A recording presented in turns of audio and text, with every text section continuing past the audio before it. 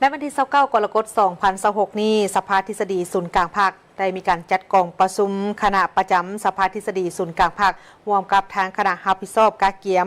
เนื้อในห่างมติว่าด้วยการสร้างท่าสนามป้องกันชาติป้องกันความสงบทั่วปวงส่วนรอบด้านติดพันกับการพัฒนาชนบทและแก้ไขความทุกข์ยากของประชาชนและคณะรับผิดชอบห่างมติของ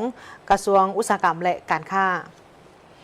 กองประชุมคณะประจำสภาทฤษฎีศูนย์กลางภาคร่วมกับทางคณะรับผิดชอบกาเกี่ยมเนื้อในห่างมติว่าโดยการสร้างท่าสนามป้องกันชาติป้องกันความสงบทั่วปวงส่วนรอบด้านติดพันกับการพัฒนาชนบทแก้ไขความทุกข์ยากของประชาชนและคณะรับผิดชอบห่างมติของกระทรวงอุตสาหกรรมและการค้า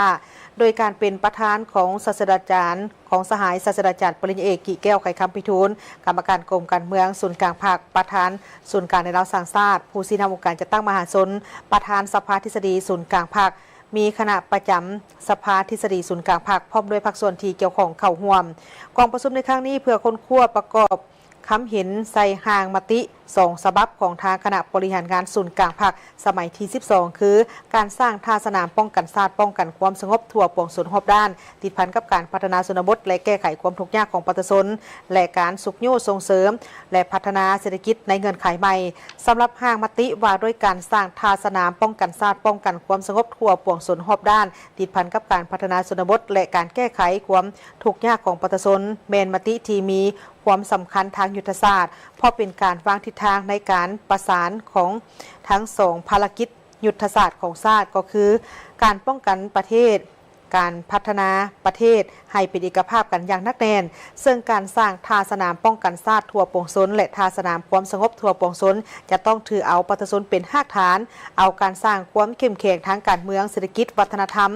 และสังคมเป็นรากฐานสำคัญเพื่อสร้างท่าสนามจากภายในให้มีความเข้มแข็งสามารถรับมือกับความเสี่ยงและความท้าทายในทุกด้านและห่างมติว่าโดยการสุขโยส่งเสริมและพัฒนาเศรษฐกิจในเงื่อนไขใหม่แม้นการพัฒนาเศรษฐกิจในระยะใหม่ที่จำเป็นต้องได้มีการเปลี่ยนแปลงแนวคิดจากการเติบโตทางด้านปริมาณสู่การเติบโตทางด้านคุณภาพถือเอาวิทยาศาสตร์เทคโนโลยีนวัตกรรมและการหันเป็นดิจิทัลเป็นปัจจัยขับเคลื่อนใหม่พร้อมกันนี้ก็ต้องสืบต่อในการปรับปรุงกลไกและนโยบายให้เป็นเอกภาพโปร่งใส